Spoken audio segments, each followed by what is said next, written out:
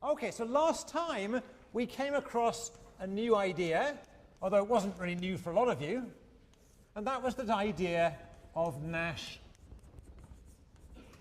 equilibrium.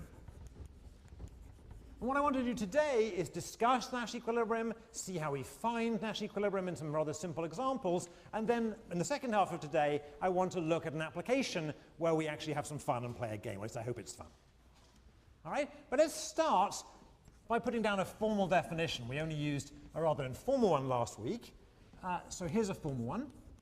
A strategy profile, remember a profile is one strategy for each player, so it's going to be S1 star, S2 star, all the way up to Sn star if there are n players playing the game.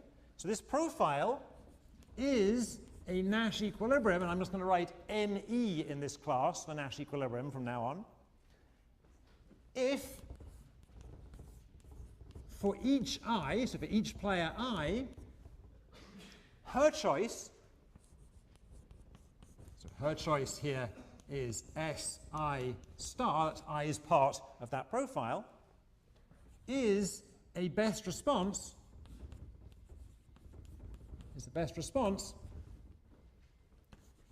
to the other player's choices,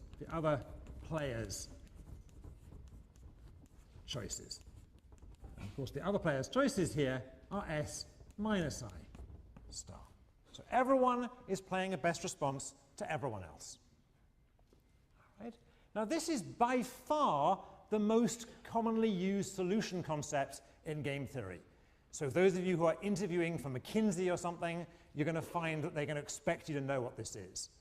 All right? So one reason for knowing what it is because it's in the textbooks, it's going to be used in lots of applications, it's going to be used in your McKinsey interview. That's not a very good reason, right? And I certainly don't want you to jump to the conclusion that now we've got to Nash equilibrium, everything we've done up to now is somehow, in some sense, irrelevant. That's not the case. It's not always going to be the case that people always play a Nash equilibrium. For example, when we played the numbers game, the game when you chose a number, we've already discussed last week, or last time, that the equilibrium in that game is for everyone to choose 1. But when we actually played the game, the average was much higher than that. The average was about 13. It is true that when we played it repeatedly, it seemed to converge towards 1. But the play of the game when we played it just one shot, first time, wasn't a Nash equilibrium. Right? So we shouldn't fall into the mistake of thinking people always play Nash equilibrium, or people, if they're rational, play Nash equilibrium. Neither of those statements are true. Nevertheless, there are some good reasons for thinking about Nash equilibrium other than the fact it's used by other people, and let's talk about those a bit. So I want to put down some motivations here. All right, the first motivation we already discussed last time. In fact, somebody in the audience mentioned it, and it's the idea of no regrets.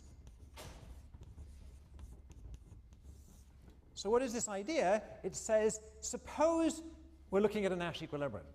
If we hold the strategies of everyone else fixed, no individual I has an incentive to deviate, to move away. All right, so again, holding everyone else's actions fixed, no individual has any incentive to move away. And let me be a little bit more careful here. No individual has any strict incentive to move away. Right, we'll see that that actually matters. Right, so no individual can do strictly better by moving away. All right? No individual can do strictly better by deviating, comma, holding everyone else fixed.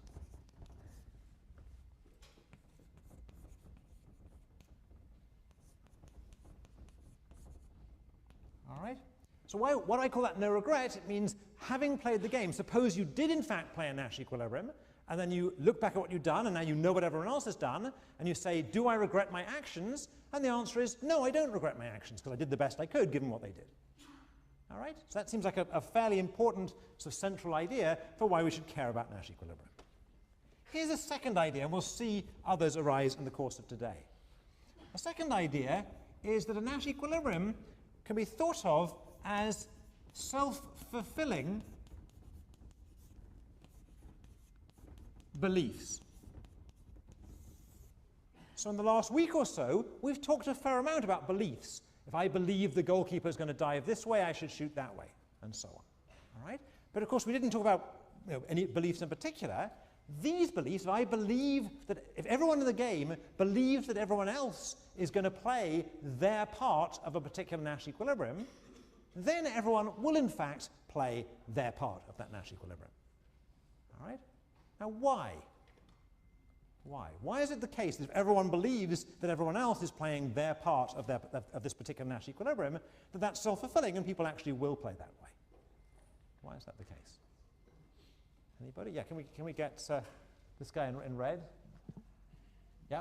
Because your own Nash equilibrium strategy is the best response against those. Exactly, exactly. So it's almost a repeat of the first thing. If I think everyone else is going to play their particular, if I think players 2 through n are going to play S2 star through Sn star, then by definition, my best response is to play S1 star, so I will in fact play my part of the Nash equilibrium. All right, good, good. All right, so as part of the definition, we can see these are self-fulfilling beliefs. Let's just remind ourselves how that arose in the example we looked at the end last time. I'm not going to go back and reanalyze it, but I just want to sort of make sure that we followed it. So we had this picture last time in the partnership game in which people were choosing effort levels. And this line was the best response for player 1 as a function of player 2's choice, and this line was the best response of player 2 as a function of player 1's choice. All right, this was the picture we saw last time. And let's just look at how those, it's no secret here what the Nash equilibrium is. The Nash equilibrium is where the lines cross, but let's just see how it maps up to those two motivations we just said. So how about self-fulfilling beliefs? Well, if player, sorry, I've put a 1, that should be 2. If player 1 believes that player 2 is going to choose this strategy, then player 1 should choose this strategy. If player 1 thinks player 2 is choosing this strategy, then player 1 should choose this strategy. If player 1 thinks player 2 is choosing this strategy, then player 1 should choose this strategy, and so on. That's what it means to be a best response. But if player 1 thinks that player 2 is playing exactly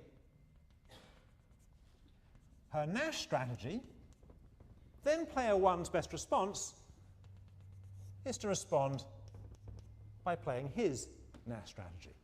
And conversely, if player 2 thinks player 1 is playing his Nash strategy, then player 2's best response, indeed, is to play her Nash strategy. All right, so you can see that's a self-fulfilling belief. If both people think that's what's going to happen, that is indeed what's going to happen. All right, how about the idea of no regrets? So here's player 1, she wakes up the next morning, oh sorry, it was he, wasn't it? He wakes up the next morning and he says, I chose S1 star, do I regret this? Well, now he knows what player 2 chose S2 star, and he says, no, that's the best I could have done. Given that player 2 did in fact choose S2 star, I have no regrets about choosing S1 star. That in fact was my best response. And notice that wouldn't be true at some other outcome. So for example, if player 1 had chosen S1 star, but player 2 had chosen some other strategy, let's say S2 prime, then player 1 would have regrets. Right? Player 1 would wake up the next morning and say, oh, I thought player 1 was going to play S2 star. In fact, she chose S2 prime. I regret having chosen S1 star. I would have rather chosen S1 prime. Right? So only at the Nash equilibrium are there no regrets.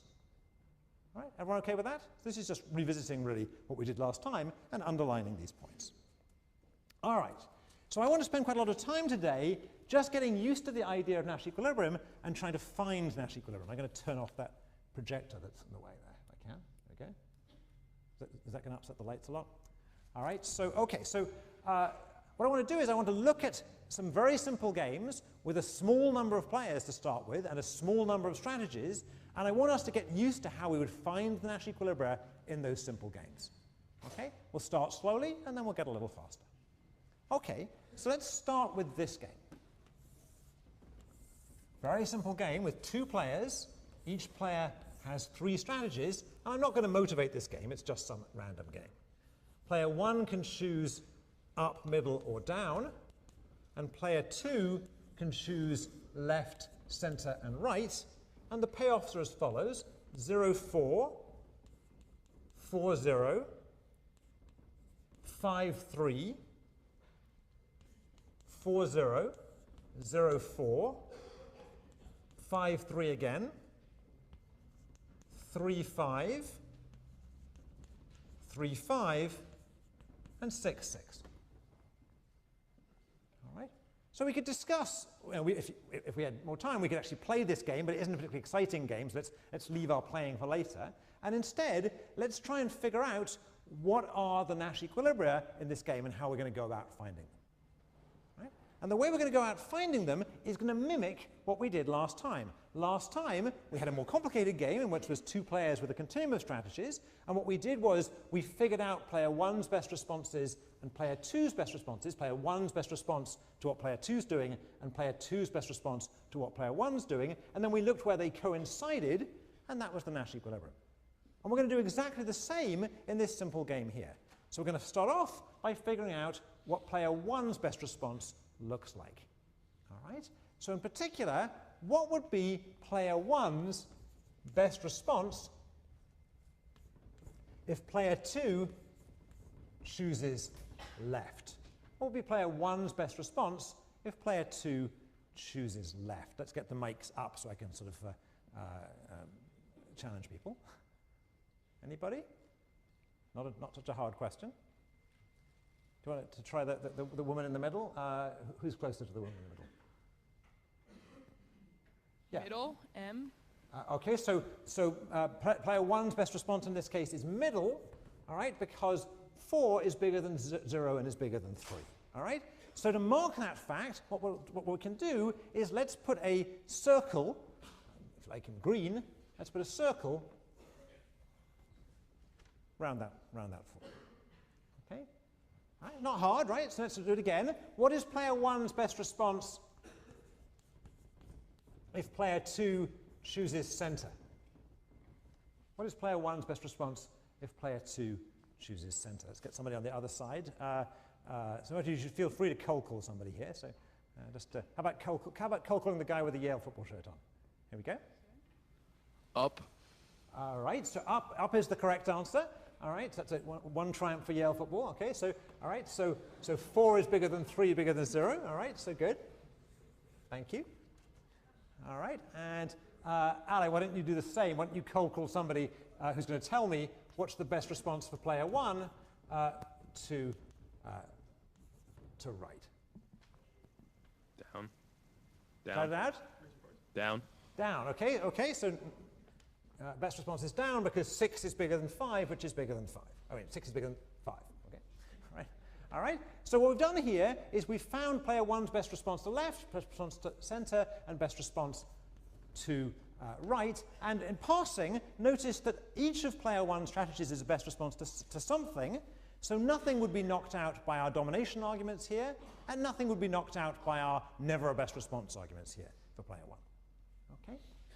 Okay, let's do the same for player 2. So why don't I keep the mics doing some cold calling? So do you want to cold call somebody at the back to tell me what is player 2's best response against up?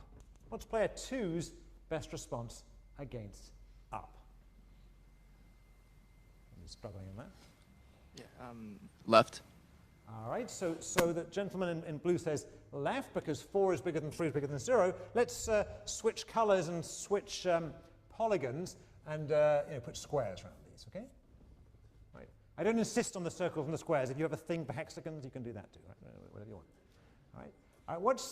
What's player 2's, so let's write it in here, the answers. The answer was that the best response was left, all right? And player 2's best response to middle, so Merton, do you want to grab somebody over there? Center. Shout it out.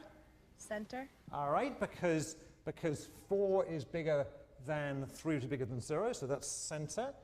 And in my color coding, that gives me a square here.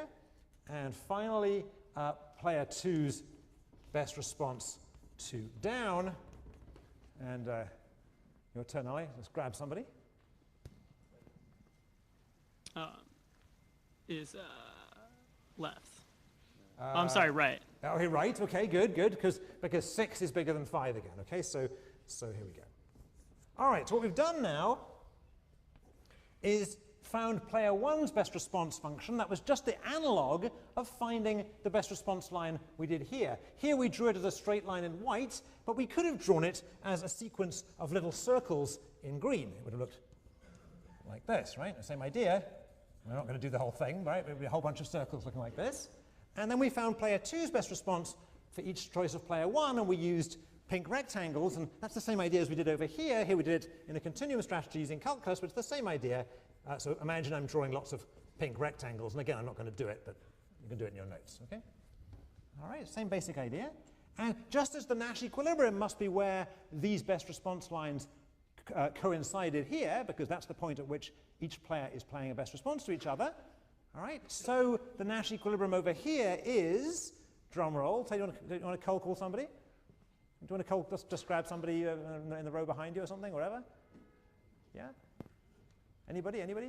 All right. Yeah, I think you were in Italia soccer shirt. You're going to get picked on. So okay. So what's the Nash equilibrium here? The bottom right square. All right. So the down right square. So the Nash equilibrium here is no prizes, no World Cup for that one. Is down right.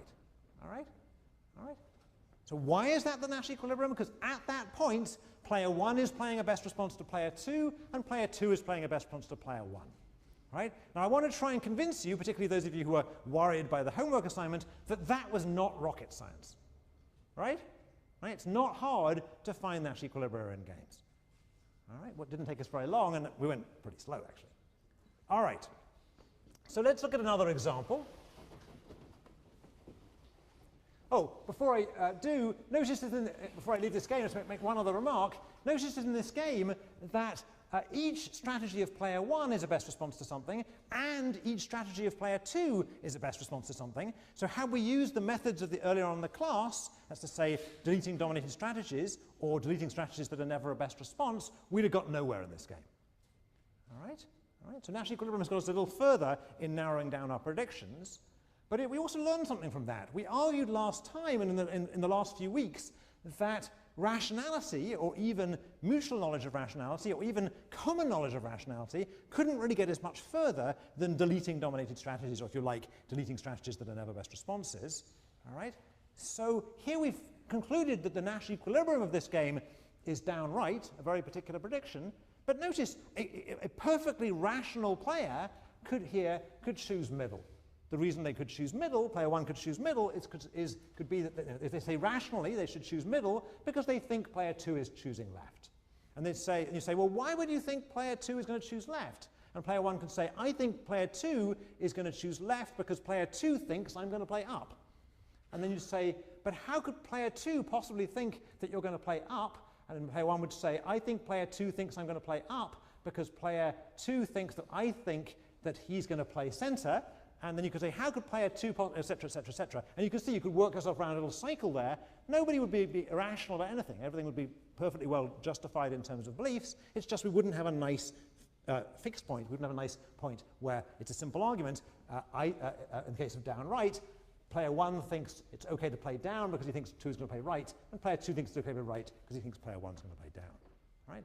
So just to underline what I'm saying rather messily there, rationality and those kind of arguments should not lead us to the conclusion that people necessarily play Nash equilibrium. All right? We need a little bit more. We need a little bit more than that. Nevertheless, we are going to focus on Nash equilibrium in the course. All right, let's have a look at another example.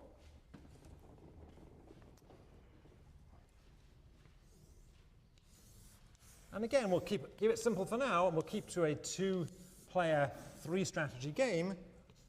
Up, middle, down, left, center, right. And this time the payoffs are as follows. 0-2, 2-3, 4-3, 11-1, 3-2, 0-0, 0-3, 1-0, and 8-0. So this is a slightly messier game. The numbers were really just whatever came into my head when I was writing it down. And once again, we want to find out what the Nash equilibrium is in this game. And our method is exactly the same. We're going to for each player, figure out their best responses for each possible choice of the other player. So rather than write it out in 4, let me just go straight to my green circles and red squares, and let me get my mics up again, all right, so we can cold call people a bit. All right, can we get the, where's the mic? Oh, thank you. All right, so Ali, do you want to just grab somebody and ask them what's the best response against left? You can grab anybody, doesn't it? What's the best response against left? Middle. Middle, okay, good. So middle is the best response against left because 11 is bigger than 0. All right, Merton, you want to grab somebody? What's the best response against center? Middle. Middle again, because 3 is bigger than 2 is bigger than 1. And grab somebody at the back and tell me what the best response is against right. Anybody? Just dive in. Yep.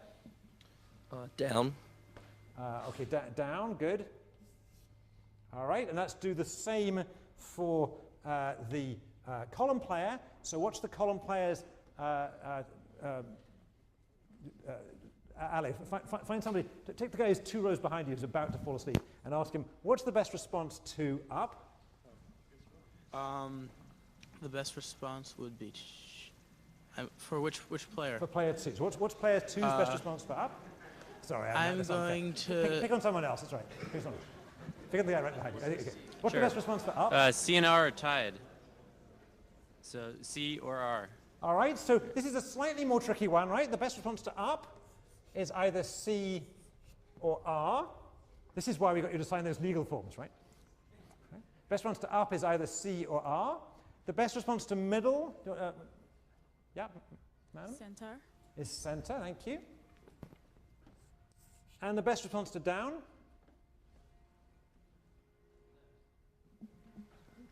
Left. All right, so the best response to down is left. And here again, it didn't take us very long. We're getting quicker at this. The Nash equilibrium in this case is the Nash equilibrium. Let's go back to the guy who is asleep and give him an easier question this time. So the Nash equilibrium in this case is? Nash equilibrium would be the 3-2 combination? Exactly. Okay, so the middle center. All right? And notice this is a Nash equilibrium. Why is it a Nash equilibrium? Because each player is playing a best response to each other. Right? If I'm player 1 and I think that player 2 is playing center, I should play middle. If I'm player 2, I think player 1 is playing middle, I should play center. If, in fact, we play this way, neither person has any regrets. Notice they didn't do particularly well in this game. In particular, player 1 would have liked to get this 11 and this 8. Right? But they don't regret their action because given that player 2 played center, the best they could have got was 3, which they got by playing middle. Right? Notice in passing in this game, that best responses needn't be unique. Right? Sometimes there can be a tie in your best response. Okay? That can happen. All right, so what have we seen? We've seen how to find Nash equilibrium, and clearly it's very closely related to the idea of best response, which is an idea we've been developing over the last week or so. All right?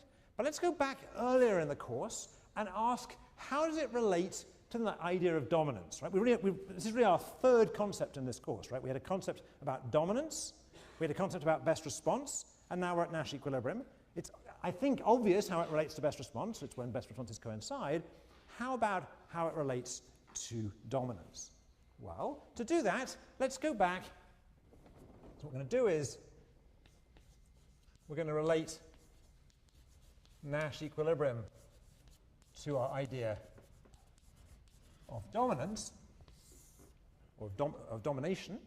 All right? And to do that, an obvious place to start is to go back to a game that we've seen before.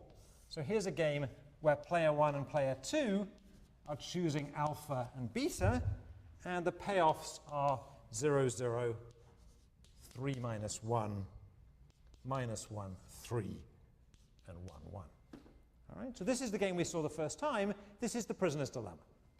All right? And we know in this game, I'm not going to bother to cold call people for it, we know in this game that beta is dominated, is strictly dominated by alpha. All right, so we learned the very first time. All right, just to check. All right, so against alpha,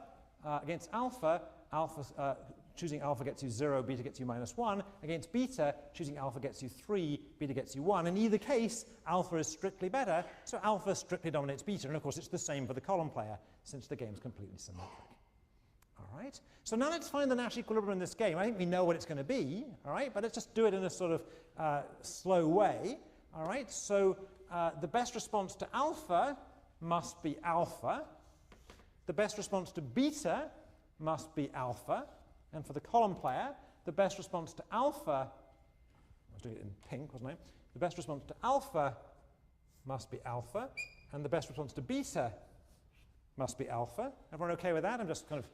I'm rushing it a bit because it's kind of obvious. Is that right? Okay. And so the Nash equilibrium in this game, the Nash equilibrium is alpha alpha. In other words, it's what we would have arrived at had we just deleted strictly dominated strategies. Right, so here's a case where alpha strictly dominates beta, and sure enough, Nash equilibrium coincides. It gives us the same answer. Both people choose alpha in this game. All right, so there's no news here. I'm just checking that we're not getting anything weird going on. All right, so let's just be a bit more careful. All right, how do we know it's the case? So I'm going to claim it's the case that no strictly dominated strategy, in this case beta, no strictly dominated strategy could ever be played in a Nash equilibrium. So I claim that's a good thing, right? Because we want these ideas to coincide.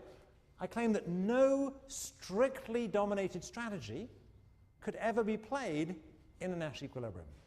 Why is that the case? Yeah, there's a guy up here, yeah. A strictly dominated strategy isn't the best response to anything, so Good. It couldn't be the best response to their playing the Nash equilibrium. Good, very good. So a strictly dominated strategy is never a best response to anything. In particular, the thing that dominates it always does better. All right? So in particular, it can't be a best response to the thing being played in Nash equilibrium. All right? So that's actually a very good proof. That proves that no strictly dominated strategy could ever be played in a Nash equilibrium. But now we have, unfortunately, a little wrinkle. And the wrinkle, unfortunately, is weakly dominated, is weak domination. So we've argued, in fact it was fairly easy to argue, that no strictly dominated strategy is ever going to reappear, annoyingly, in a Nash equilibrium. But unfortunately, the same is not true about weakly dominated strategies. And in some sense, you had a foreshadowing of this problem a little bit on the homework assignment, where you saw, one of the problems, I think it was the second problem on the homework assignment, that deleting weakly dominated strategies can lead you to do things that might make you feel a little bit uneasy. All right? So weak domination is really not such a secure notion as strict domination, and we'll see here a trivial example of that in a game. So here's a trivial example, not an interesting example, but it just makes the point. So here's a 2x2 game. Player 1 can choose up or down, and player 2 can choose left or right. And the payoffs are really trivial. 1, 1, 0, 0, 0, 0, 0, 0. All right?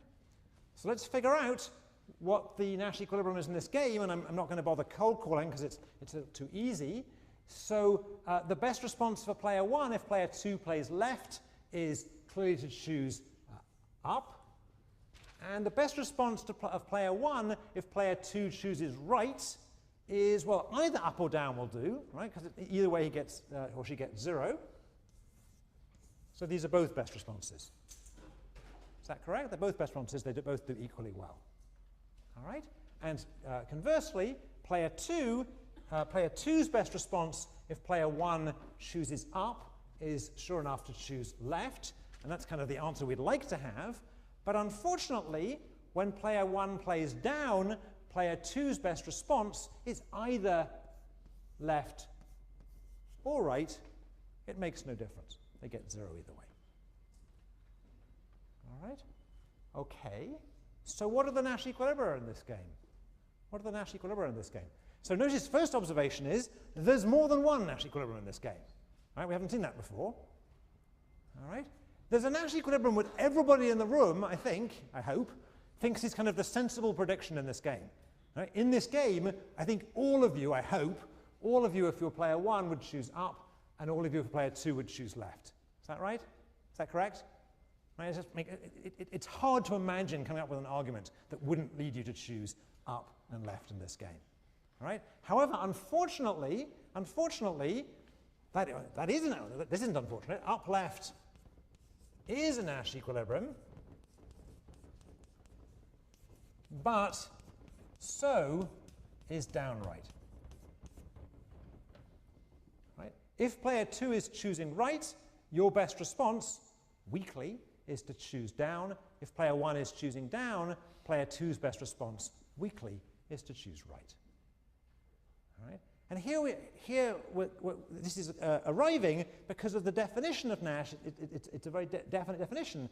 When we looked at the, I've deleted it now, never mind. When we looked at the definition, we said something is a Nash equilibrium if each person is playing a best response to each other. Another way of saying that is no player has a strict incentive to deviate. No player can do strictly better by moving away. So here at down right, player 1 doesn't do strictly better, it's just a tie if she moves away. And player 2 doesn't do strictly better if he moves away, it's a tie, he gets 0 either way. So here we have something which is going to worry us going on in the course. Sometimes we're getting, not only are we getting many Nash equilibria, that's something which shouldn't worry us, it's a fact of life, but in this case, one of the Nash equilibria seems silly, right? I mean, if you went and tried to explain to your roommates and said, you know, I predict both of these outcomes in this game, they'd laugh at you. It's obvious in some sense that this has to be the sensible prediction. All right?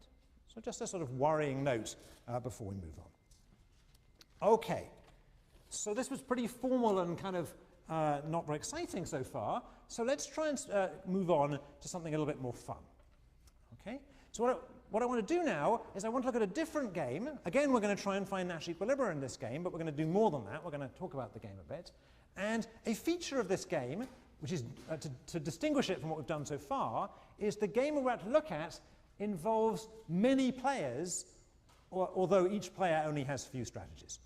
All right, so what I want to do is I want to convince you how to find, I want to discuss how to find Nash equilibria in a game which, unlike these games, doesn't just have 2 players, it has many players, but fortunately not many strategies per player.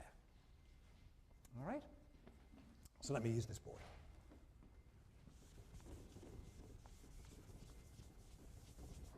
All right? So this is going to be called the investment game.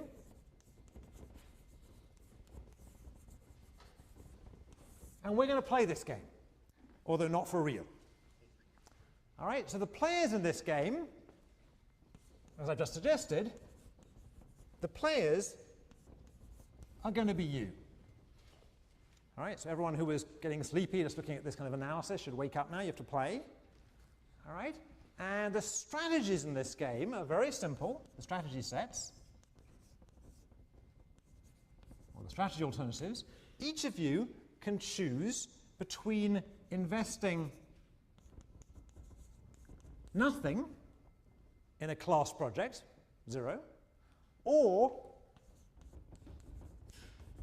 invest $10. All right? So I'm sometimes going to refer to investing nothing as not investing. Is that okay? Right? It seems like a natural thing. So you're either going to invest $10 or nothing, i.e. you're not going to invest. All right? So that's the players, and those are the strategies. So as usual, we're missing something. What we're missing are the payoffs.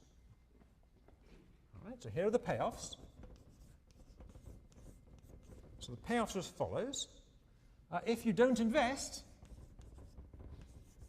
if you do not invest, i.e. you invest nothing, then your payoff is 0. All right, so nothing ventured, nothing gained. Right, natural thing. All right, but if you do invest, you invest $10, remember each of you is going to be investing $10, then your individual payoffs are as follows. Here's the good news. You're going to get a profit of $5. The way this is going to work is you're going to have invested $10, so you'll make a gross profit of 15 minus the 10 you originally invested for a net of 5. Everyone understand, right? So a net profit, so $5 net profit. That's the good news, but that requires more than 90% of the class to invest. Greater than or equal to 90% of the class to invest. If more than 90% of the class invest, you're going to make essentially 50% profit. And unfortunately, the bad news is you're going to lose your $10, get nothing back, right? So this is a net loss if fewer than 90% of the class invest. All right, I mean, the key rule here, you're not allowed to talk to each other. Right? No communication in the class, no hand signals, no secret winks, right? Nothing else, all right? Okay? So everyone understand the game, including up on the balcony. Everyone understand the game? All right? So what I want you to do, I should say, first of all, we can't play this game for real because there's something like 250 in you, and I don't have that kind of cash lying around. Right? So pretend we're playing this for real, okay? Pretend we're playing this for real. Right? So without communicating, I want each of you to write on the corner of your notepad whether you're going to invest or not. So you can write Y if you're going to invest, and N if you're not going to invest. Don't discuss it with each other, just write down on the corner of your notepad Y if you're going to invest, and N if you're not going to invest. Don't discuss it, guys, don't discuss it. All right, and now show your neighbor what you did, just so you can, your neighbor can make you honest. All right, now, okay, let's have a show of hands. All right, so what I want to do is I want to have a show of hands. Everybody who invested, everyone who invested. Don't look around, just raise your hands. Everyone who invested, and everyone who didn't invest. Oh, that's more than 10%.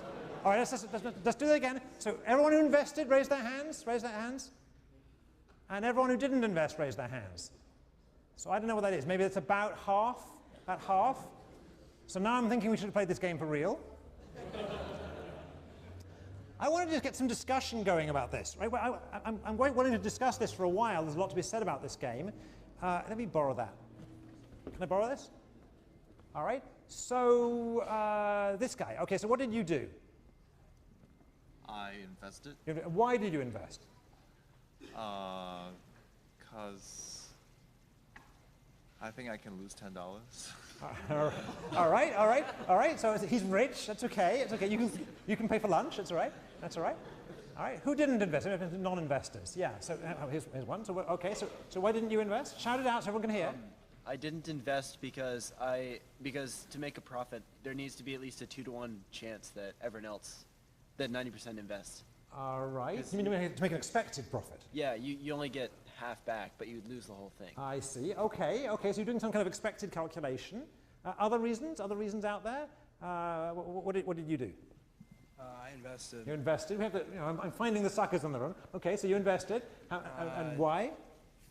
Because you stand to gain something. I don't see why anybody would just not invest, because they would never gain anything. All right. So your name is?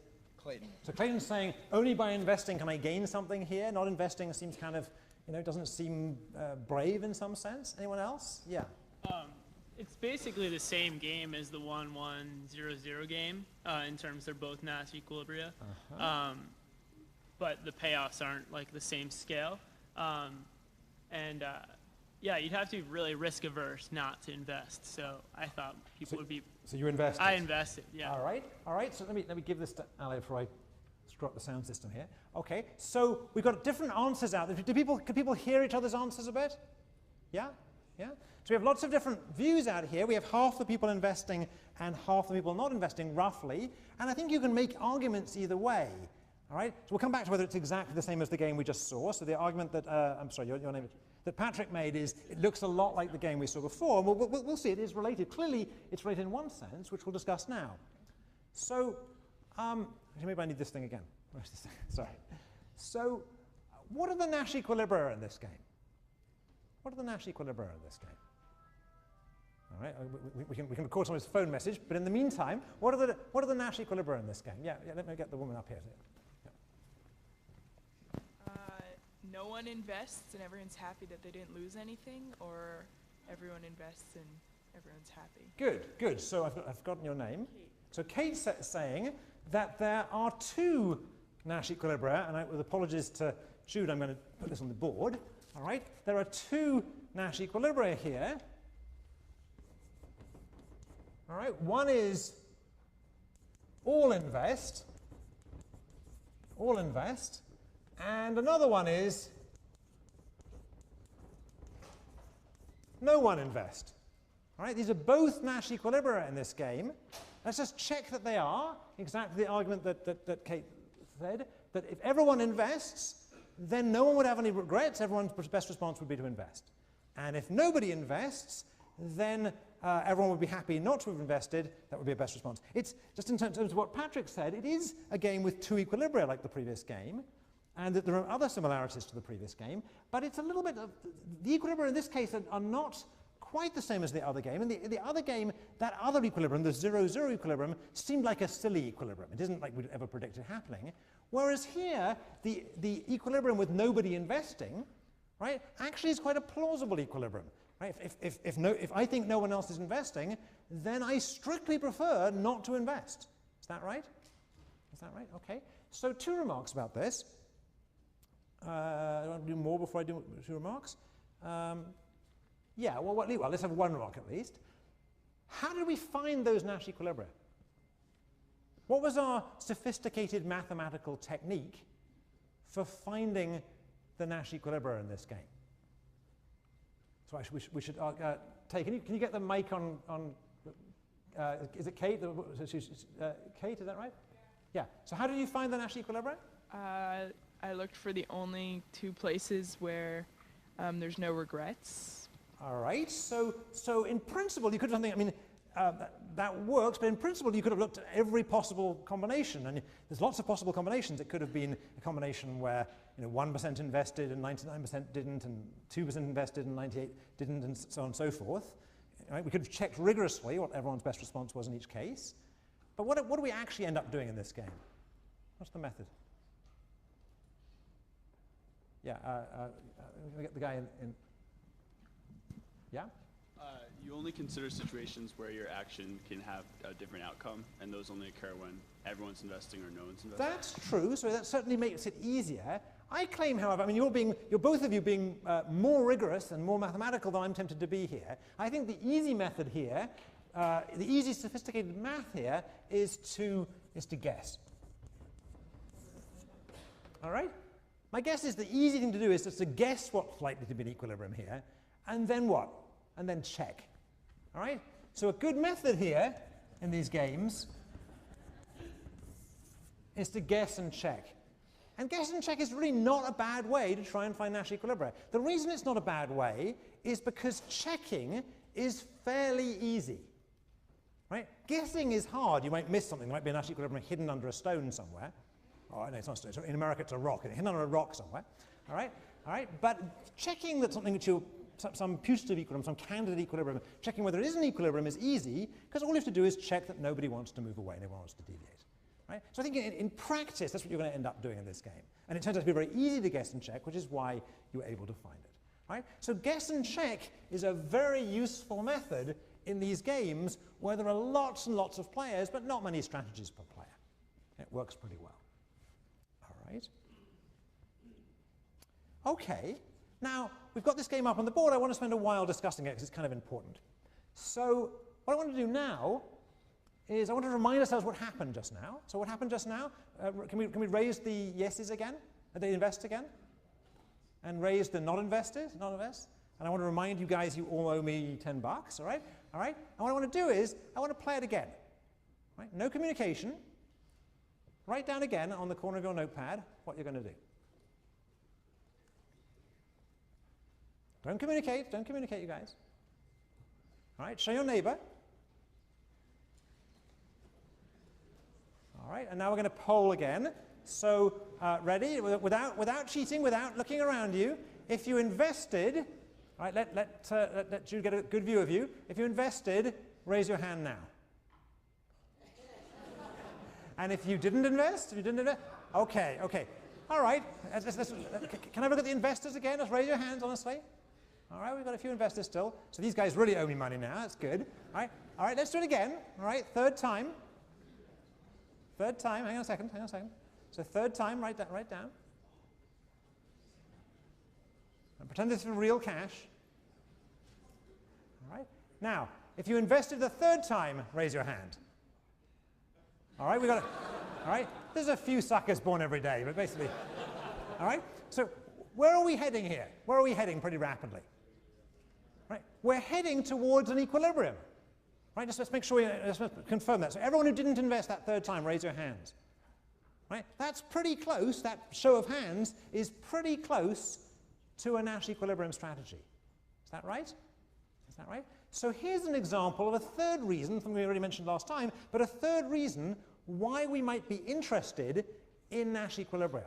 There are certain circumstances in which play converges in a natural sense, not in a formal sense, but in a natural sense, to an equilibrium. Right? And we were, with the exception of a few dogged people who want to pay for my lunch, almost everyone else was converging to an equilibrium there. All right? So play converged fairly rapidly to the Nash equilibrium. All right? Well, we discussed there were two Nash equilibria in this game. Is one of these Nash equilibria, ignoring me for a second, is one of these Nash equilibria better than the other? Yeah, clearly the everyone investing Nash equilibrium is the better one. Is that right? Everyone agree? Everyone investing is a better Nash equilibrium for everyone in the class than everyone not investing. Is that correct? Is that correct? Nevertheless, where we were converging, in this case, was what? Where we were converging was the bad equilibrium. Right? We were converging rapidly to a very bad equilibrium, an equilibrium which no one gets anything, in which all that money is left on the table. Right? So how can that be? How do we converge to this bad equilibrium? To be a bit more formal, the bad equilibrium, the no-invest equilibrium here, is Pareto dominated by the good equilibrium. Everybody is strictly better off at the good equilibrium than at the bad equilibrium. Pareto dominates, right? To use an expression that you probably learned in 150 or 115. All right? Nevertheless, we're going to the bad one. We're heading to the bad equilibrium. Why did we end up going to the bad equilibrium rather than the good equilibrium? Yeah, can we get the guy in gray? Yeah. Well, it was a bit of a bear market for investors, wasn't it? Just now, you mean it? All right. It's okay. So say what you mean a bit more. So yeah, that's good. So say a bit more. So it seemed like people didn't have a lot of confidence that that other people were going to invest, and so it became a successively less desirable option to invest. All right. So one way of saying that was when we started out, we were roughly even, roughly half-half, but that was already bad for the people who invested. All right, and then, so we started out at half-half, which was below that critical threshold of 90%, is that right? And from then on in, we just tumbled down. All right? So one way to say this, and one way to think about that, is it may matter, in this case, where we started.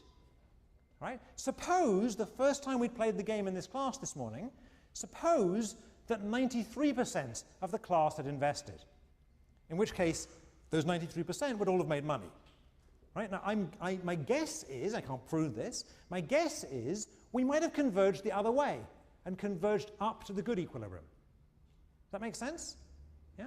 So people figured out that people who didn't invest the first time, actually they played the best response to the class, so they stayed put, and those of you who did invest, a lot of you started not investing as you got caught up in this spiral downward, and we ended up not investing. But had we started off above the critical threshold, the threshold here is 90%, and had you made money the first time around, then it would have been the non-investors that would have regretted their choice, and they might have switched into investing. And we might, I'm not saying we necessarily, but we might have gone the other way.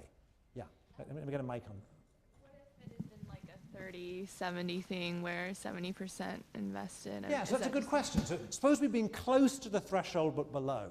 So I don't know is the answer, obviously, because we didn't do the experiment, but it seems likely that the closer we got to the threshold, the better chance there would have been in going up. My guess is this is a guess, my guess is if we started below the threshold, we'd probably have come down, and if we started above the threshold, we'd probably have gone up. But that's not a theorem, I'm just speculating on what might have happened. I'm speculating on your speculations. All right. So here we have a game with two equilibria. One is good, one is bad. One is really quite bad. It's Pareto dominated. All right? And notice that what happened here, the way we spiral down, coincides with something we talked about Nash equilibrium already. It coincides with this idea of a self-fulfilling prediction. A self-fulfilling prediction. Provided you think other people are not going to invest, you're not going to invest. So it's a self-fulfilling prediction to take you down to not investing. Conversely, provided everyone thinks everyone else is going to invest, then you're going to go up to the good equilibrium. And that thing corresponds to what the gentleman said in the middle about a bear market versus a bull market. Right? It was a bear market, it looked like everyone else didn't have confidence in everyone else investing, and then that was a self-fulfilling prophecy, and we ended up with no investment. All right? All right. Okay. Now, we've seen bad outcomes in the class before. For example, the very first day, we saw a prisoner's dilemma. Right? But I claim that though we're getting a bad outcome here in the class, this is not a prisoner's dilemma. Right? Why is this not a prisoner's dilemma? What's different between, I mean, both games have an equilibrium which is bad. Prisoner's dilemma has the bad equilibrium where nobody tidies their room or both guys go to jail. But I claim this is not a prisoner's dilemma. I'll get the guy two behind you. Yeah. No one suffers, but no one gets any fun in this. Okay, so maybe the outcome isn't quite so bad. That's fair enough. I could have made it worse, right? I could have made it sort of, I could have made that. I could have lowered the payoffs until they were pretty bad. Why else is this not a prisoner's dilemma? The woman who's behind you, Matthew. Because there's no strictly dominant strategy. Good, good. So in prisoner's dilemma, playing alpha was always a best response. What led us to the bad outcome in prisoner's dilemma was that alpha, the defect strategy, the non-cooperative strategy, the not helping tidy your room strategy, was always the best thing to do. Here, in some sense, the good thing, the moral thing in some sense, is to invest. But it's not the case that not investing dominates investing. In fact, if other people invest in the room, you want to invest. Is that right? Right? So this is a social problem, but it's not a social problem of the form of a prisoner's dilemma. All right? So what kind of problem is this? What kind of social problem is this? The guy in front of you. Perhaps it's one of cooperation? It's one of, okay, so it would help if people cooperated here, but I'm looking for a different term. A term that came up the first day. Coordination. This is a coordination game.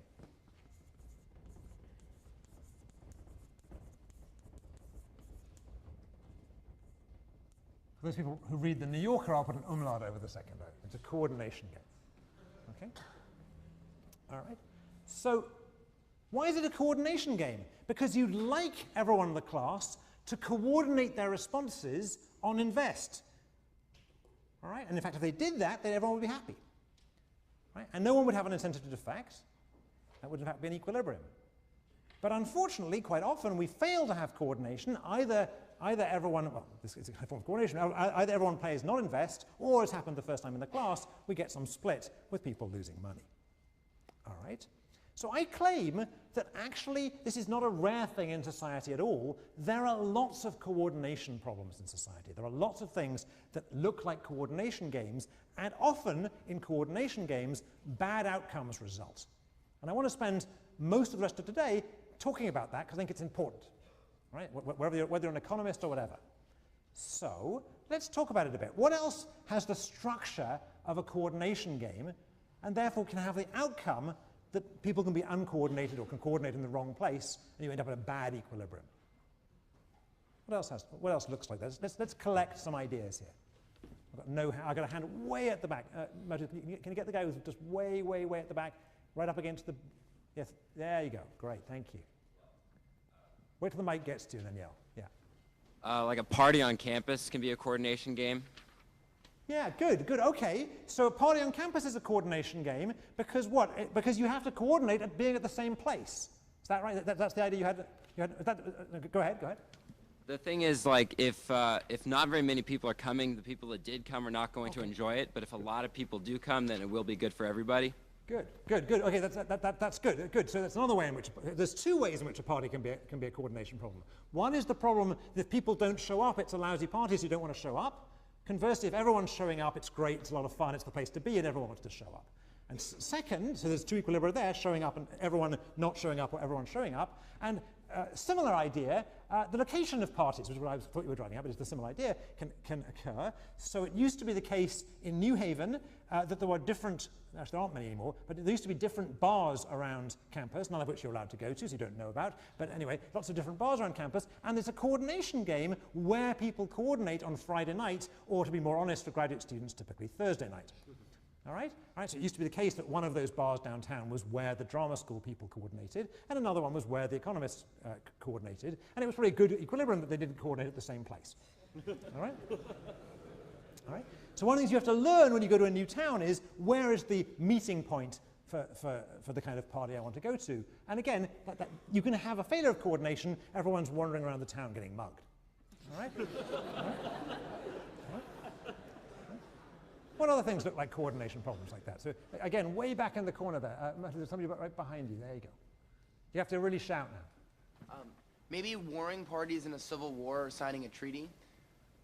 Okay, that could be. So that could be a coordination problem. It has a feeling of being a bit prisoner's dilemma-ish. In some sense, my disarming, my putting down my arms before you putting down your arms, that kind of thing. So it could be a coordination problem, but it has a little bit of a flavor of both. Go ahead if you want. Okay. Other examples. There's a guy there. While you're there, why don't you get the guy behind you? There by the door. There you go. Great. At a sports arena, people deciding whether or not they want to start a chant for whatever team. Yeah. Okay. I'm not quite sure which is the good outcome or the bad outcome. So there's this thing called the wave. There's this thing called the wave that Americans insist on doing, and I guess they think that's the good outcome. All right. Other things. Yeah, there's wait till I get to see. Yeah, good. Battle of the sexes. Let's come back to that one. Let's hold that thought, and we'll come back to it next time. You're right. That's a coordination one, but let's come back to it next time. All right. Anything else? Let me try and expand on some of these meeting place ideas. We talked about pubs to meet at or parties to meet at, but think about online sites. Online sites which are chat sites or dating sites or whatever, right? Those online sites clearly have the same feature of a party. Right? You want people to coordinate on the same site. All right?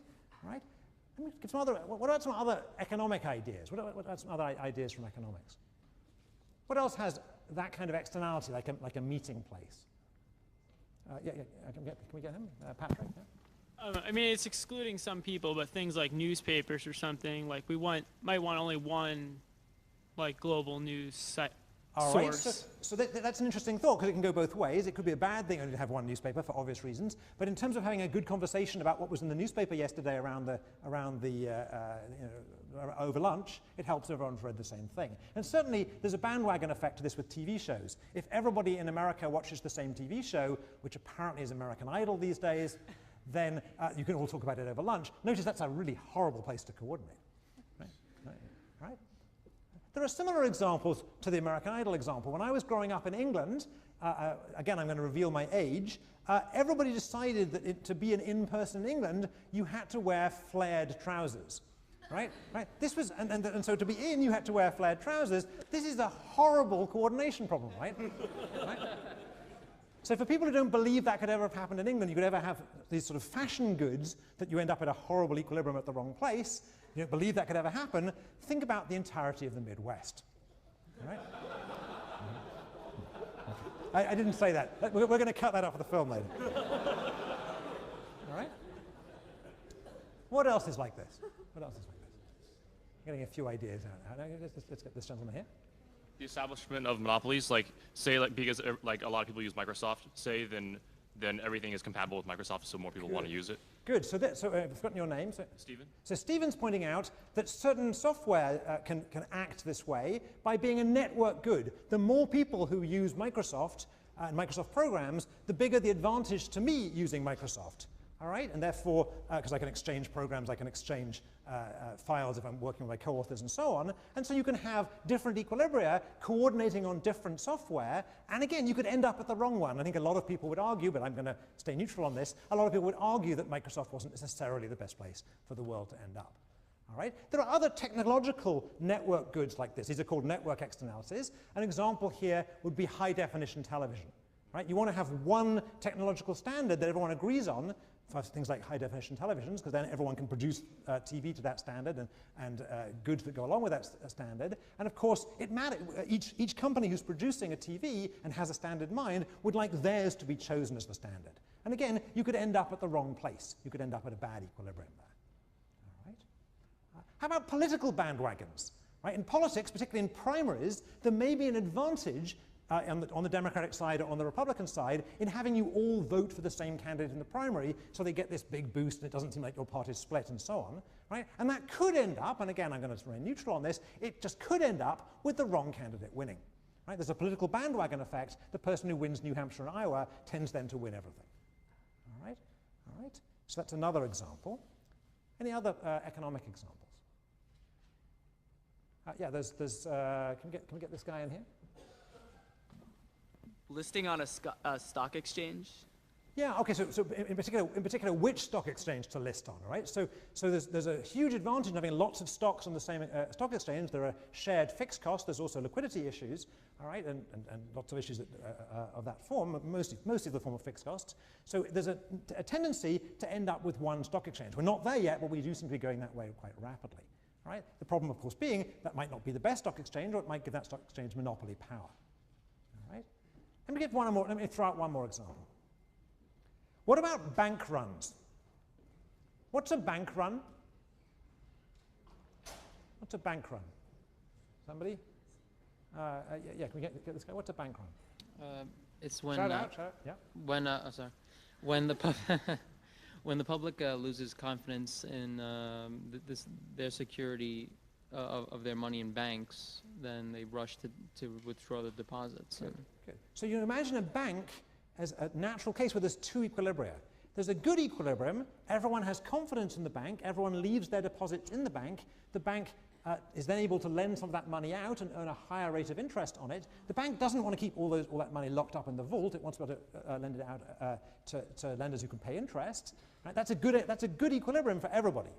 However, if people lose confidence in the bank and start drawing their deposits out, then the bank hasn't got enough cash in its vault to cover those deposits, and the bank goes under.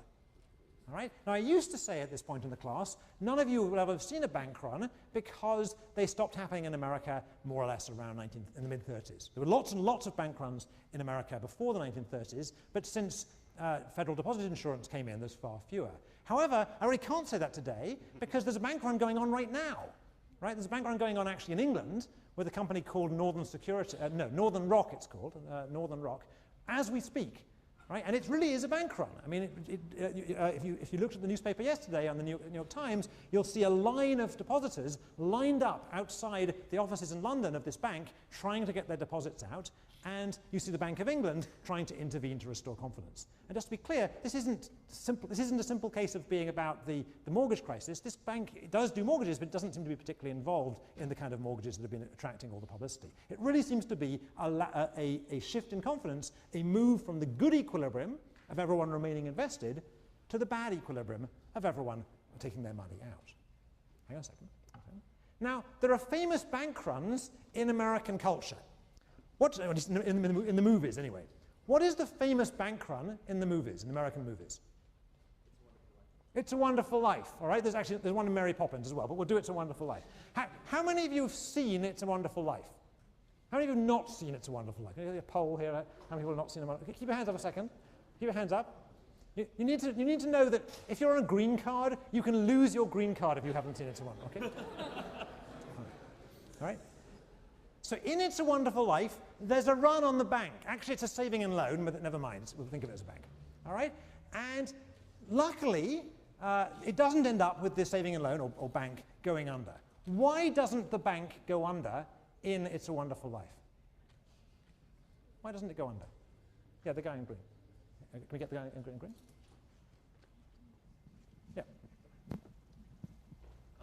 Everyone agrees to only take as much as they need and not to take out their entire deposit. All right, so if people didn't hear it, everyone agrees only to take out a small amount, perhaps even nothing, and therefore the bank run ends, everyone realizes the bank isn't going to collapse, and they're happy to leave their money in the bank. Now, it's true everyone agrees, but why do they agree? What makes them agree? What makes them agree is Jimmy Stewart, right? right? Everyone remember the movie, right? So Jimmy Stewart gets up there and he says, he gives a speech, and he says, look, more or less, I mean, he doesn't say it in these words, but he would have done if he'd taken the class. He says, look, there are two equilibria in this game. I can't do the, whatever it is, West Pennsylvania accent, whatever it is. Is that where it's from? Anyway, but there are two equilibria in this game. There's a bad one where we all draw our money out and we all lose our homes eventually. And there's a good one where we all leave our money in, and that's better for everyone, so let's all leave our money in. Right? But he gives this, he's a bit more motivationally stimulating than me, right? But he leads to people not leaving their money in. So what I want to do is, I want to pick on somebody in the class now. Everyone understands this game. Everyone understands there's two equilibria. Everyone understands that one equilibrium's better. Let's play the game again. Let's choose the game again. But before I do, I'm going to give the mic to Patrick here. And Patrick is going to have exactly 5 seconds to persuade you. Stand up, stand up, stand up, stand up. Patrick's going to have 5 seconds to persuade you, well, whatever he likes. He can do whatever he likes, starting now. Okay, so clearly if we all invest, we'll all be better off. So everyone should invest. All right, all right. Now let's see if this is going to work. Let's have a round of Patrick. Okay. So let's see what happens now. Everybody, oh, we haven't got time to write it down. Everyone who's going to invest, raise their hands. Everyone's going to invest, raise their hands. And everyone who's not investing, raise their hands. Oh, and we almost made it. We must have almost made it. All right? So notice what happened here. Let's give another round of applause for Patrick. I think he did a good job there.